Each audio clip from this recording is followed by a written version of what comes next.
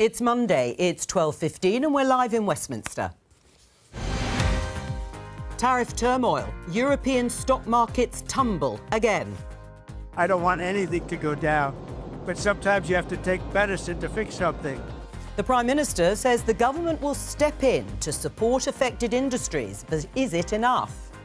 We're not pretending that this is a silver bullet. It's part of a puzzle that we need to get right over the coming years. Should these two Labour MPs have been blocked from entering Israel? Countries should be able to control their borders. What I think is shocking is that we have MPs in Labour who other countries will not allow through. I think that's very significant. Joining us today, Labour MP Chris Curtis, Shadow Scotland Secretary Andrew Bowie, economist and political commentator Faiza Shaheen, and former Conservative Special Advisor Lucy Harris. This is Politics Live.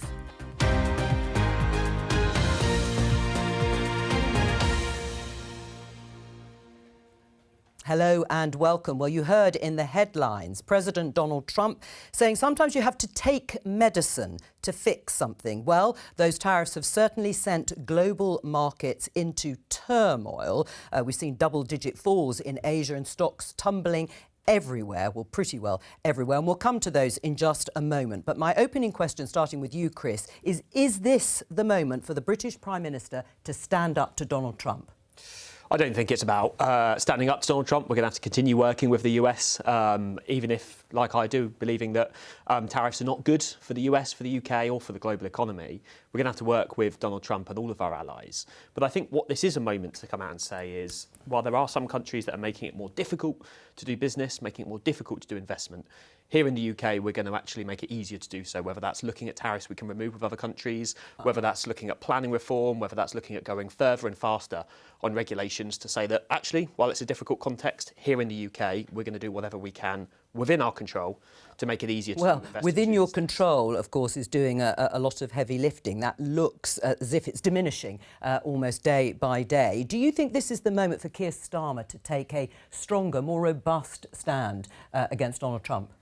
Look, I mean, we do not believe that tariffs are the right way forward. The question is begged as to what the government have been doing since the day that Donald Trump won the election back in November, and indeed what they were doing in the run-up to that election. He said during that election, time and time again, that he was going to be introducing tariffs so that he could, in his words, rebuild the American economy and create jobs in the United States of America. So we've had months and months through which the government could have been planning for this very eventuality. And instead, what we're seeing is a hodgepodge, announcement after announcement, different sectors being supported at different levels, and the government not really knowing where it's going next. Well, in terms so of how what they about react taking to the opportunity this afternoon when Keir Starmer makes a speech, his first intervention since Donald Trump unveiled those tariffs, stand up and say something firm? Well, look, we do not think that these tariffs are a sensible way forward for the US economy or the global economy. Should he say something about that now? It would be very interesting to see what his long-term plan is for how he combats this, working with our allies across the world. I don't think we've heard enough from the government about that just yet, but I don't think criticising a country which remains our largest trading partner is a sensible way forward, no. What do you think? Is this the moment for Keir Starmer to actually take a stand against Donald Trump?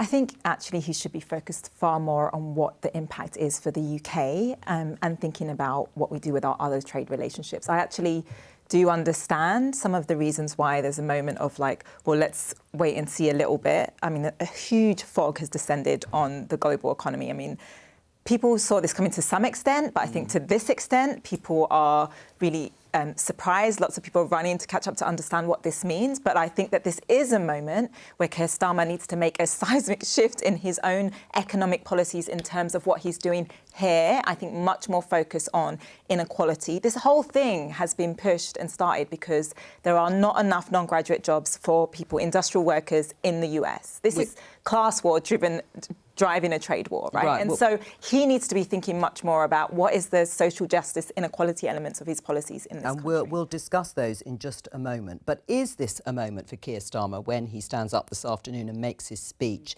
to be more robust, perhaps a little bit more like Mark Carney in Canada or Anthony Albanese in Australia? I think it's a moment where we have to try and understand why this is happening. And I think a lot of people don't really understand why it's happening. And there was a really interesting article and explainer video by The Economist this weekend that was out.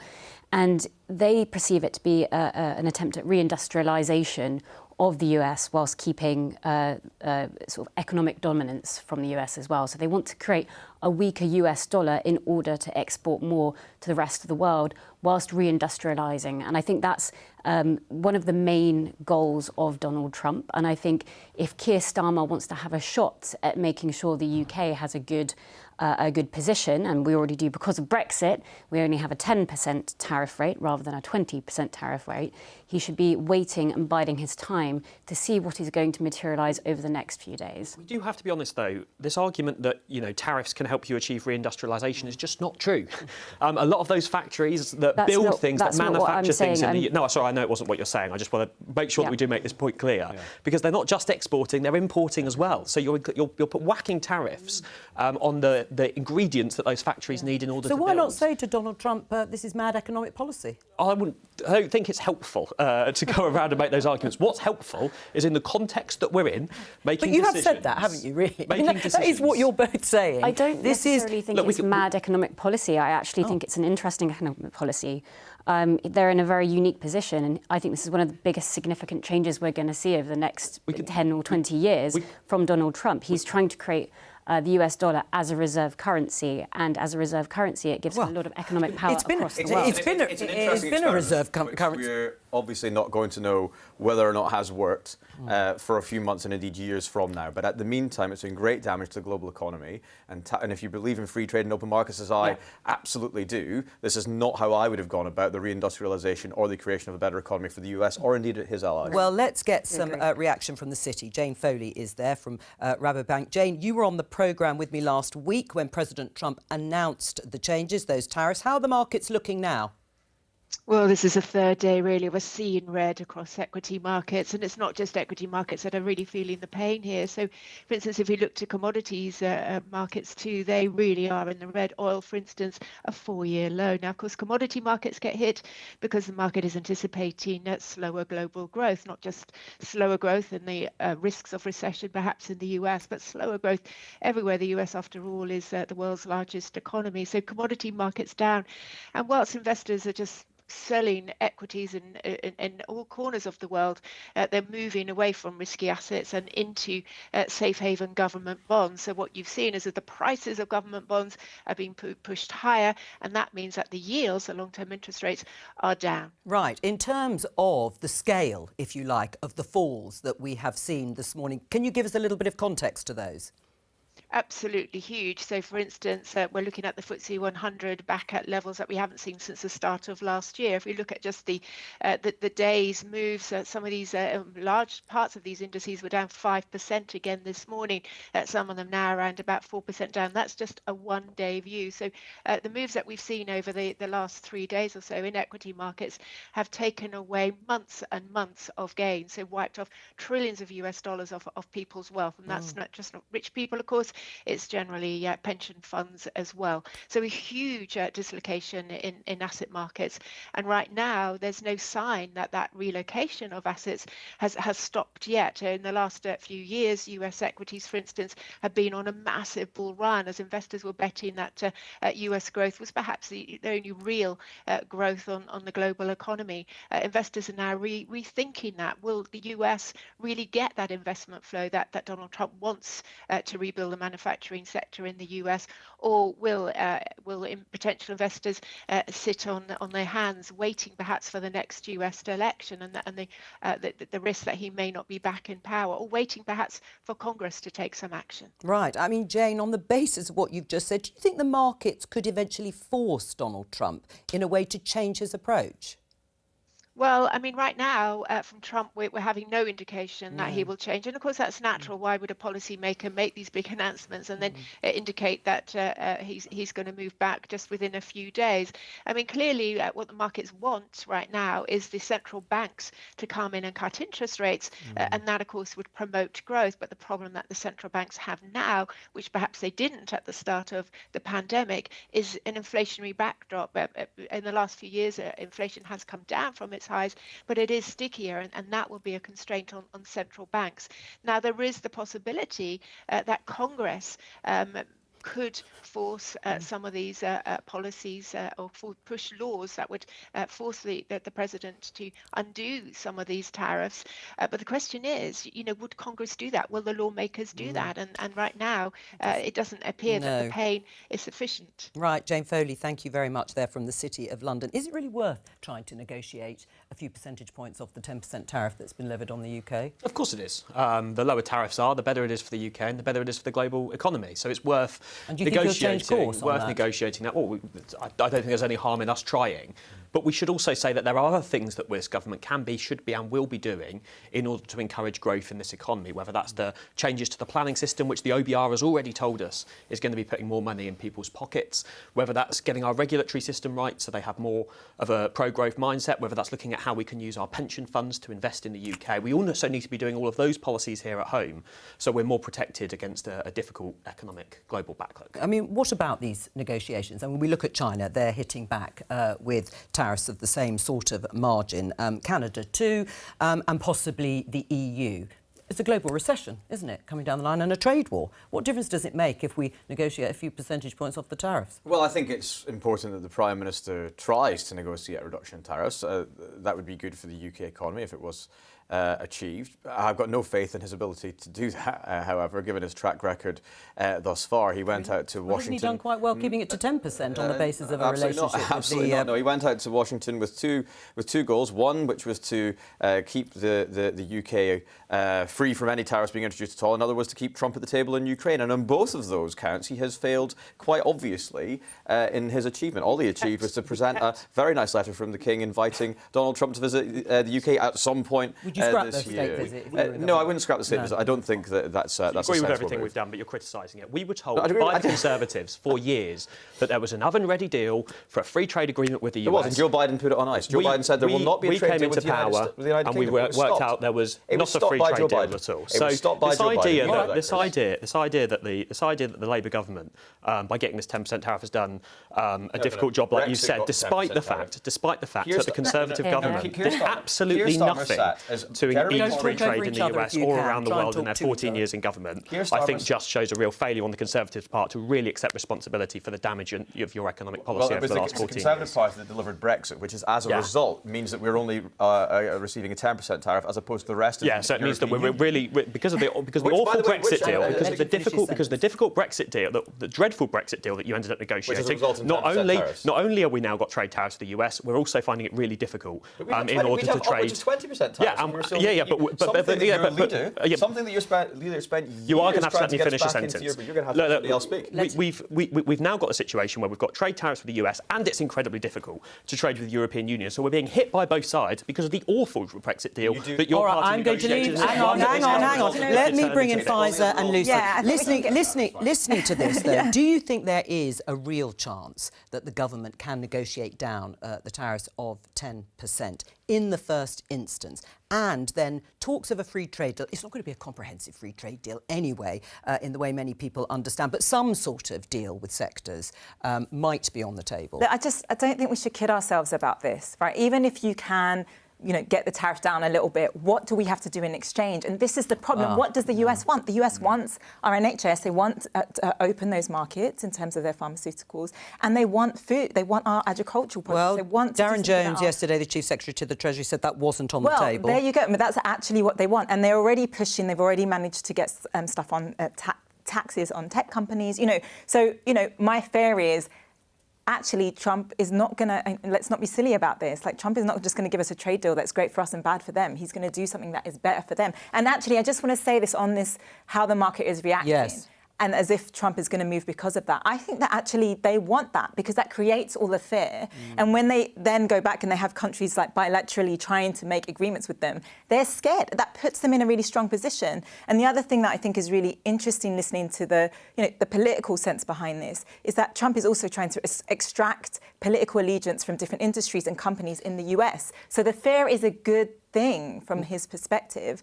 But, you know, I do want to come back to this point for us. I think we can get caught up in the trade deal. Yeah, and I don't think that is going to be we'll come back to us. the sort of economic reaction here and what might change. On the trade-offs, Lucy, do you agree with Pfizer that we'll have to give something and perhaps give something we're not very keen to do, whether it's on food standards, even if Darren Jones has said that's not on the table, on online safety, again, he says no, but... Well, I think, obviously, I think Fraser's right. You know, the tariffs do mean that there is leverage from Donald Trump's side. And I think Labour they're in a rock and a hard place because they do need to reduce taxes to increase growth.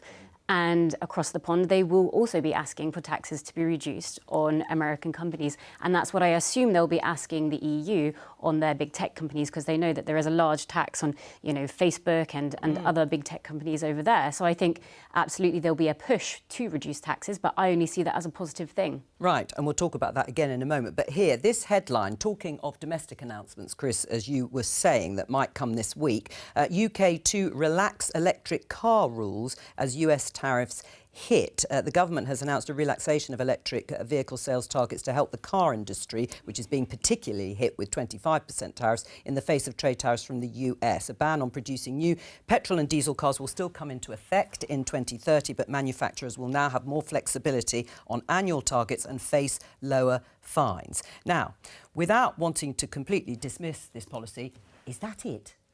Well, I'm sure we'll hear lots more to come from the government in coming weeks. But look, we know that the automotive industry is one of the areas that's hardest hit by the tariffs that have been put on the US, and therefore it's right that the first sector, it's really important to my constituency in Milton Keynes, so it's really important that it's one of the first sectors we look at addressing. And one of the biggest challenges is we have obviously as a country rightly been bold and radical in order to push the rollout of electric vehicles. We need to make sure that there's some flexibilities on that to ensure that it works and continues to support the UK car industry. Given the changes of the global context, we're adding some more of those flexibilities to ensure that the policy still works. Lucy? Yeah, so I think this was already in the pipeline. It's already in the pipeline in the EU. They know that they have to relax it because people just can't afford to change to EVs straight off the bat. So that's nothing new. I think Keir has to do a lot better than that. And I think he should start by scrapping your high tax and austerity agenda, which the Labour Party is definitely adhering to. And I think you should revise and really concentrate on which tariffs that you would accept and would not accept, and which industries, and be honest with those industries in terms of a trade deal with the US. Let me just say, the biggest barrier to electric vehicle take-up is not cost. All of the research shows that it's charging infrastructure. So we're also hoping there'll be an announcement soon on the extra money that will help support people with charging infrastructure.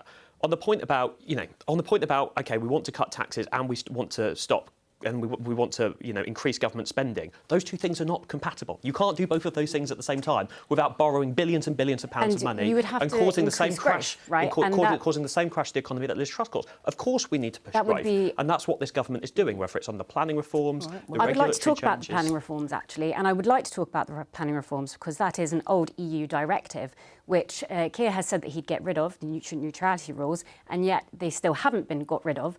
And I'm just wondering whether it's a political stance so they can maintain a level of EU law within our political system to make it easier to rejoin the EU in some capacity in the future.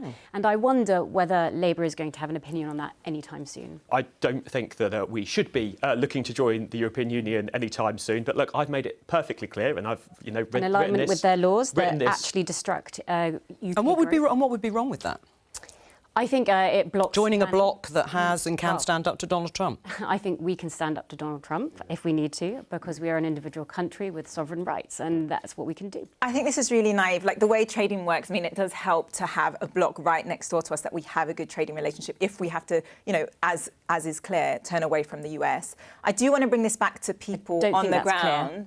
Well, I mean, they want to grow their domestic industrial products more. So, there will be some realignment because they want to do more domestic production. But at the moment, they're not turning against Trump, are they? The government here? No, they're not. And this will come down to a question. And I don't think they will. I think that they will stick with the US for a while. And I think that's a mistake. But I would say, look, people out there right now, this is the context in which people are suffering. People's incomes don't go far enough. We're in the beginning of Awful April, as they've termed it. Like, all the bills are going up. what does this mean? How is this government going to mitigate the impact on everyday people in terms of their spending power? And that is really important for the economy and for growth. Well, Keir Starmer is going to stand up this afternoon and say the world has changed. It's changed fundamentally. Well, get rid of the fiscal rule then. Like, think about the wealth tax. Think about doing something really fundamentally different. Absolutely, Or if they're going to be Reverse radical on electric vehicles, scrap the 2030 mandate in its entirety. The announcement this morning was, it was so unambitious. It was so I was going to say, is it just read the new Tory policy? It was so unambitious. No, but you sat there and said this is bold and it's ambitious, and it absolutely was anything but. For the vast majority of manufacturers and people, the ZEV mandate will remain 2030. There are a few exclusions which are being extended to 2035. Would you advocate those scrapping? Would you advocate scrapping the 2030 target? I think we need to look at the fact that the world has changed right now. The fact is that people are not buying electric vehicles in the numbers that they need to be to meet the targets that were set by previous governments, including this one. We extended the mandate to 2035 for good reason. That was brought back to 2035. So you are rewriting Tory policy here, which may be the right thing to do. Well, we extended the mandate to 2035. It's this government that's brought it back to 2030. So actually, we're just sticking to what our manifesto commitment was back last July. But it's absurd to think that this is a bold and ambitious plan that's going to counter the tariffs being imposed by Donald Trump, because it absolutely will not, and it will do nothing to support the automotive industry in this country, which is really struggling because of imposed and arbitrary targets and mandates imposed by this government, who are putting ideology in front of the national interest, as they have done since they walked through the door in July. Let him finish. I assume we do believe in the concept of targets and don't believe them to be arbitrary, because whatever the date was that the previous government set, you always had them, right? So there is always a number. And the reason why we had those dates is because we thought it was very important for British industrial strategy to support the deployment of electric vehicles, because it then pushes that investment. And the car industry was calling for those kind of targets. But Chris, we need flexibility. If you step back and answer the question about if the world has changed, as Keir Starmer has said, and you've heard what everyone has said round the table, is this just tinkering round the edges? Let's start with what Faiza Shaheen said. You need to change the fiscal rules. You need to bust those. You need to borrow more. Or you need to cut taxes. You need to reverse the increases in NIC contributions. Right. That would be more radical. So, I mean, we're asking for tax rises and tax cuts at the same time here, which I think shows different people are asking for different things. Look, let's take the fiscal rules.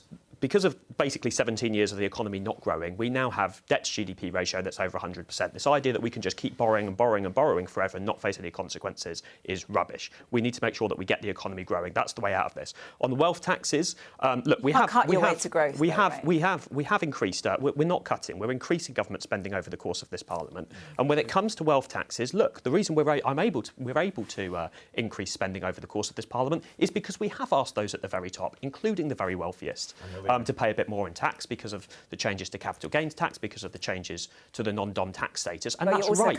But we ask those right at the top to contribute, because we know that it's the only way to be able to get the growth back into our economy and to ensure that that's taken out we quite can a lot of continue policies that you've done, including, asking businesses to put in an increase in the NIC. I mean, that's, if you're trying to create jobs and get more young people in work, for instance, that runs counter to that. And also you are making cuts. You're making cuts to some of the most vulnerable in society. Like, let's not lie about that. Don't insult people's intelligence. If you want to remove that next cut, that's fine, but then you're also going to have to take out the £26 billion extra that we've been putting into the NHS, and that means more people stuck on waiting lists. Don't all shout at him, but how would you find that money? How would you find that £26 billion that the government has earmarked for the NHS? Well, one of the... yes, I would put in a wealth tax on the very richest, but what I would say... they're saying the estimates are around 24 billion. But what I would say is, in this moment when the world has changed, when we can't just carry on as we are, right? This is a moment in which you do need to start thinking about fiscal stimulus. We don't know how long this is going to last. We can't be in a situation where, GDP is falling and we're in a recession. There's always a reaction to that. And there's always an opportunity to say, we have to, in this moment, for instance, introduce a wealth tax on the richest. We have to have a new solidarity tax. We saw it happen in different countries, and I was working with them. Like Uruguay introduced a solidarity tax during COVID, and it was really a good thing to do, and people understood that they had to pay more in that moment. Now, people on income taxes can't rise anymore. People are on the edge. So you have to look in other places. And so this is a moment to be bold, and the only way in which we're going to get the domestic consumption up, because that's what we're going to have to rely on, is to spend more money. Now, I understand that we have high, historically high GDP to debt ratios, but we cannot, we've got no room to manoeuvre. Well, on the wealth tax, ultimately it's going to raise probably not very much money if we do try to implement one, and the impact on growth is almost certainly going to outweigh any impact. We have tried to do some taxes on increase those who are the very wealthiest in ways that won't impact growth, and that's why we're able to put more money into our public services, including our NHS, as a consequence. But look, this idea, just generally, changes to the fiscal rules, wealth taxes, whatever it is Andrew's suggesting, the idea that there's some, Neither of those two. some magic fairies at the bottom of the garden that can just gain lots and lots of extra money and mean that this country can avoid difficult decisions. All right. It's not true. All right, well, it's just not true. We're in a difficult economic global context, and that is going to mean hard decisions. But it's also going to mean pushing forward on the many pro-growth measures, including planning reform, which the OBR has said is going to put more money into the pockets of working people in this country by the end of the Parliament. Well, hang on. So Labour blocked it last time when we tried to get the neutrality laws through via Michael Gove when he was last in. So you blocked it. I mean, well, hang on. I can go into that if you want to go into that. Andrew, hang on. I'll get you to respond to supporting our this. planning reforms, Andrew, are you? I supported the changes to... Are you supporting this government's planning reforms? I voted for the changes to... Are you supporting this government's planning reforms, or are you supporting taking money out of the working? You know what? It may be very important, nutrient neutrality, but we're just going to park it for a moment. Let me just show you this headline in the Daily Telegraph, because this is an alternative view from a former Chancellor, former Conservative Chancellor Jeremy Hunt. Copy Singapore to thrive in Trump's trade war hunt, tells Starmer. Now, this is about deregulation, cutting taxes, Singapore on Thames. It was talked about during those Brexit years of negotiations. Do you support that, Lucy? Absolutely. I think it's a fantastic idea, and I think it's just when. Because we need to see what the US is going to ask for in return to lowering all of our tariffs. But I think it's exactly what we need. It's exactly what we voted for Brexit for. It's something that I think would benefit this country economically. But I also think there is a conversation to be had, which we have yet to have in this country or globally. And it's about the morals behind globalism, and it's about how we deal locally with the concept of globalism and how we look at it philosophically. So I think that's going to be a conversation that comes up if we do decide to go down that route. And I think every political party should have a reasonable response to that. And what's your reasonable response to that? Well, Singapore on Thames, deregulate, cut taxes, all the things the Conservatives did not do. Well, I mean, look, there are many things that I think in hindsight we wish we had done, but we were buffeted by event after event, and I think it's very difficult now, looking back, to think when we would have had the opportunity to have implemented a plan like Jeremy Hunt is advocating for right now. I do agree. Is that because there were global headwinds as there are now? I do agree. I do agree with them. Yeah, there are global headwinds, but there are headwinds created in the economy domestically as a direct result of the decisions that have been taken by Labour since they got in. Creating Singapore on terms will mean making this country a better place to do business, making it a place where businesses can grow and employ more people. You do not do that by increasing national insurance contributions, by the way, which they promised would not happen, which is putting off growth, making people unemployed, and actually stopping the economy moving forward. That was a distinctly anti-growth policy, which is actually preventing this country moving ahead in the way that we all around this table would like it to see. I mean, it is contradictory to growth, isn't it? Putting more burden on business. It's not just the increases national insurance contributions on employers, it's also the Employment Rights Bill. More burden on business. We've got global tariffs being placed here and everywhere else, and you're expecting businesses to create jobs and make wealth. There's a few different bits there. So if we take the taxes for one, look, you've got to always test the counterfactual. We could have just ignored it and let debt balloon. Look what happened when Liz Truss did it. That's not a good idea. We could have continued to allow NHS waiting lists to increase, as was projected to happen if we hadn't put more money into the NHS. That means more people sick in this country, unable to work, unable to reach their potential. That isn't good for growth either. There were no good decisions when we inherited a £22 billion black hole, but we made difficult decisions necessary in order to get the economy back on Faisal, just track. to pick up on what you said, no more room for manoeuvre. It's the headline here in Big Issue. Don't react to Trump's tariffs with more cuts to benefits. Labour warned. It's the centre-left think tank, the Institute for Public Policy Research, warning that while Donald Trump's tariffs may pile intense fiscal pressure on the UK government, more cuts to public services are not the answer. Is that what you're expecting? Well, I hope not. I mean, I hope that they don't look at, OBR's projections and think, actually, this growth could be cut further. We need to cut more on welfare spending. This is not a time to do that. People's jobs are at risk. If anything, look, the private sector they'll withdraw. They don't have confidence right now. because of what's going on in the global economy. So they're not going to create as many jobs as they maybe have thought even a few months ago. What does that mean? That means more people out of work. And it's nothing to do with how people are behaving. It's because of the economy. So you don't cut benefits for people. You don't cut welfare. Although welfare will naturally go up. Yeah, but spending on sickness benefits is forecast to rise by almost 50% by 2030, despite Labour's reforms to the system. This is according to the think tank. Can Labour afford it, or can the government afford it? Well, there is a fundamental problem about why people are getting sick, and that's because, even the young people in mental health, because of the way the economy is working, because of how society is, because of things like social media. If you talk to young people, you hear all of those things. Those are not problems with how much money they're getting. Those are problems with the structural way in which our economy is working, who it's creating jobs for. You cannot grow this economy when so many people around this country cannot afford to eat, cannot afford to buy food. I mean, this is the situation we're in. You go out of London, you go to places that just aren't the jobs. And this is what we need to do in this moment. It's a fundamental look at what's going on in our economy and dealing with the inequalities that we have. I mean, has Donald Trump blown a massive hole in Rachel Reeves's calculations? Well, I mean, I don't think anybody's going to sit here and pretend that Donald Trump has made it easier in order to, handle an economy which was already in a difficult state given what we've inherited. But it proves why we need to go further and faster on many of those changes, including to the planning system that we've just been discussing. But if the private sector, if there is a slowdown, and the private sector is not going to invest as much, right? So you can change the planning rules, and many of us might agree with some of those changes. But at the end of the day, if the property developers don't have the money or don't want to invest in that moment, then that requires government funding. We know this. I mean, it's simple Keynes analysis. We've got to make it as easy as possible for the private sector to be able to invest in the UK. And that's why those changes are incredibly important, because we are.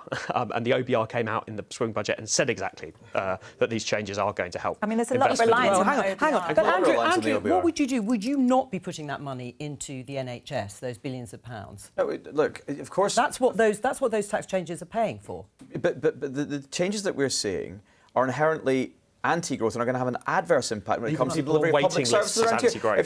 If you talk to care home deliverers, anybody involved in social care right now, who are seeing huge increases on their salary bills as a direct result of the decisions taken by Rachel Reeves, they are saying that there will be an adverse impact on the NHS because of the huge amount of money they're now going to have to spend paying salaries because of the NIC increase. And that's before we take into account increases in the minimum wage, the employment rights bill, and all the other things that businesses are going to have to cope with. You'd cut the minimum wage? That's not what I said, but when you put it all together... So you're criticising us for rising the minimum wage, but you wouldn't cut the minimum wage. You're criticising us for the tax rises, but you wouldn't cut the money going into the NHS. It's all trying to have your cake and eat it. Chris, there are different ways... Boris Johnson philosophy is back. What we would not have done is paid off our union paymasters in an effort to... So you'd cut salaries.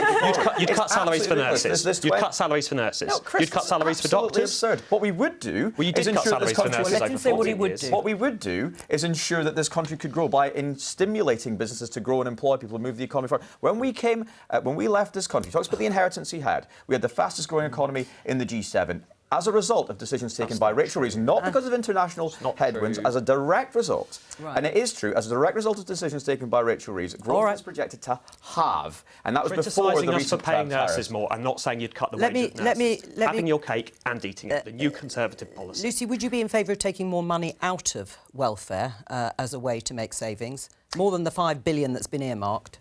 Well, I think it's one of those situations where we do have a ballooning budget. We do have an incredibly difficult... Rachel Reeves' headroom was only $9 billion. So that's not, in the sort of grand scheme of things, of trillions worth of debt down the line, I don't think it's very big at all. What would I do? I think everything needs to have a look at. I'm not a politician. But if I were, I think we're looking at this way too myopically. I think we have to take a step back. We live in a globalised world. We live in a globalised society. It's not good enough just to look at things on a very small national budget when we are playing in a larger field.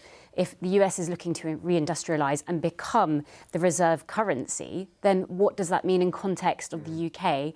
And how do we prepare ourselves if we can reindustrialise? How do we then manage our budgets in consideration to that? Well, what do you think of this as another idea? It may be myopic, as you say, but the Financial Times UK to scrap or merge more Quangos in anti-regulation drive. Now, we've heard some big announcements about the abolition of NHS England, which is the structure that supports the NHS from an administrative point of view.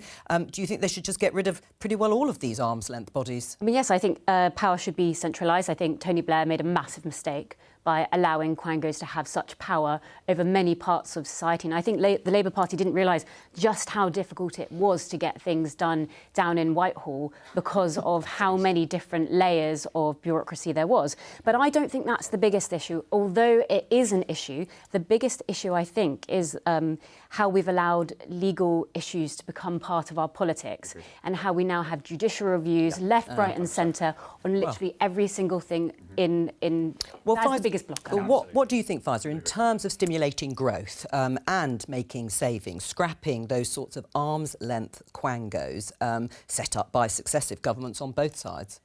Yeah, I mean, there's no doubt some inefficiencies there and some savings, but it's going to be small compared to the sorts of numbers that Rachel Reeves throws around. And again, you know, we're sort of having this conversation of what Tories could have done in the past, and absolutely there's no doubt that we went into this in a bad state. But we've actually had a long-term problem in this country with economic weakness, and that comes down to the fact that we have these huge regional inequalities. I keep saying it. You know, we've got parts of the country, parts of our population where we're not getting their skills used, or their skills are no longer needed in the economy, and we've got to retrain. And that takes investment. That takes, you know, we've got to grow from the ground up. And I just think that we're not considering that.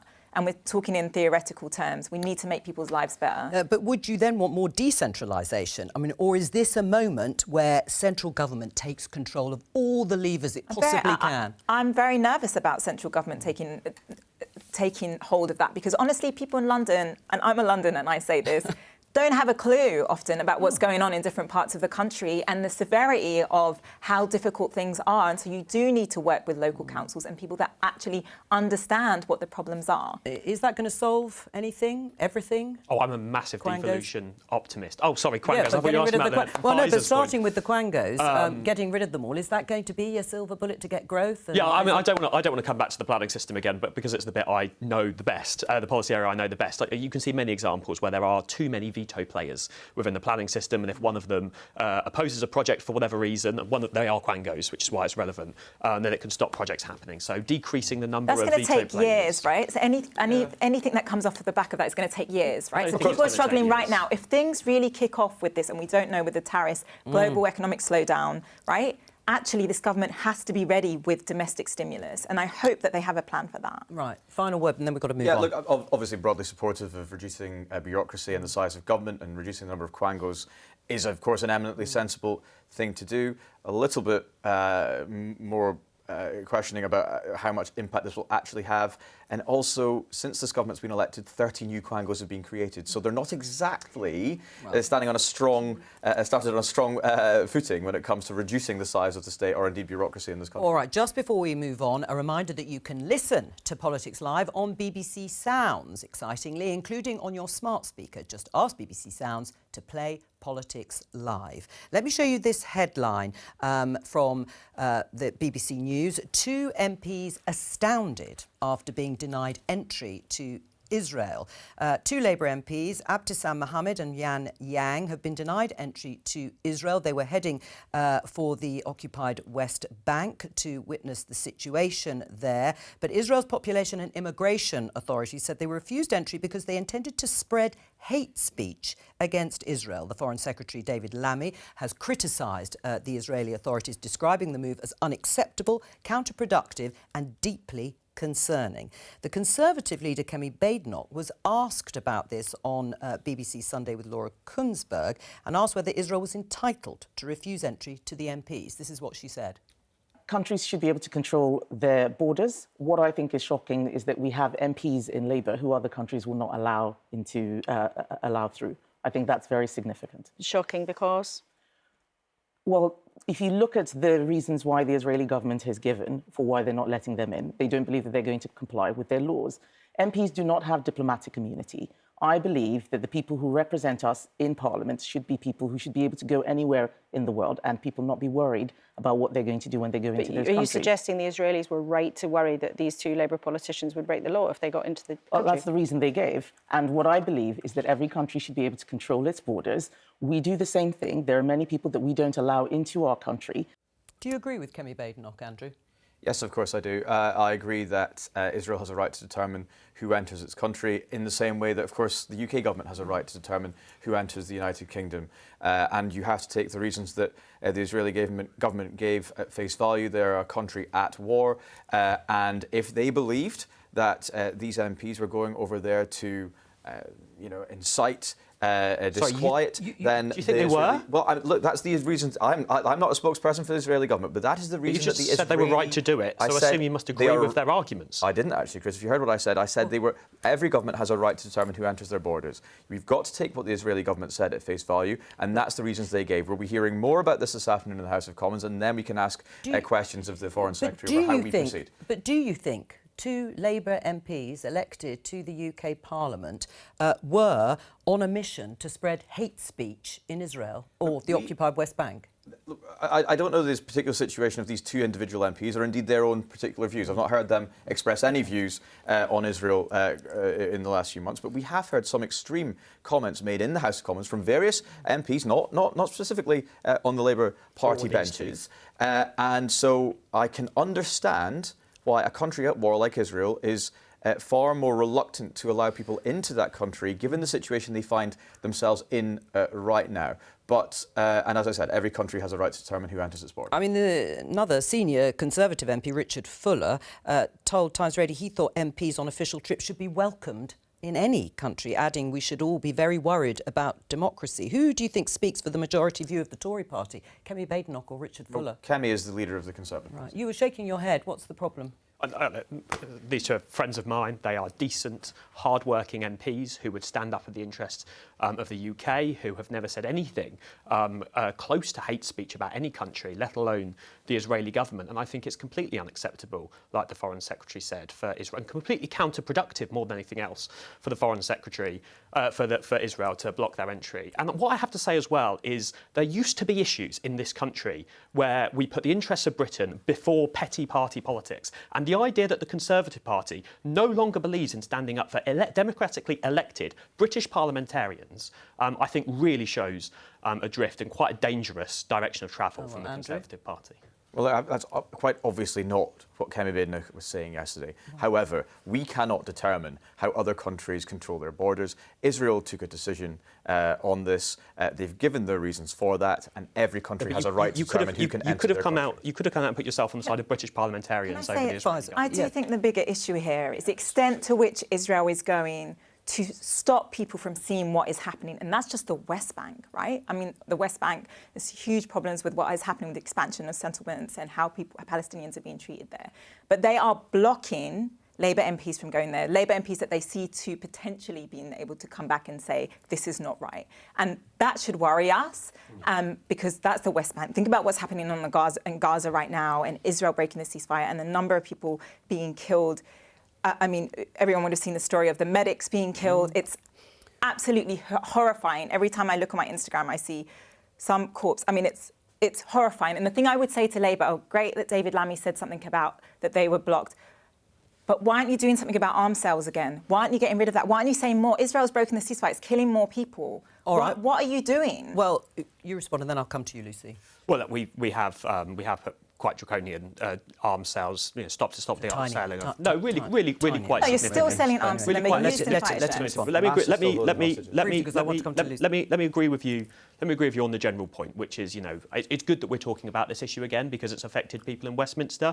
But ultimately, these are two MPs. They're home safe and they're being looked after back in Britain after their arrest. We shouldn't forget the awful scenes that we see that have happened in Gaza and continue to happen. And this government needs to redouble its efforts. Let me just come to Lucy on Kemi Badenoch's comments. And is she right to say that Israel should be able to control its borders and deny entry to elected parliamentarians? They should have that right. They're a sovereign state. They should have that right. But I'd also like to suggest that, these MPs were not diplomats. They're constituency MPs. They should be in their constituency, focusing on their constituents. And I'd also like to see your anger more related and directed towards the Jewish people in this country who are facing a lot of anti-Semitic abuse and an increase in anti-Semitic abuse. And I'd like to see that as equalised. Yeah, all right. I'm just as angry about any anti-Semitic abuse in this country as well, and I've made that perfectly clear on many occasions. And I really resent the idea that I haven't. All right, it's all we have time for, I'm afraid. I'll be back tomorrow with more Politics Live at 12:15 here on BBC Two in the iPlayer. Thank you to all of my guests. Bye-bye.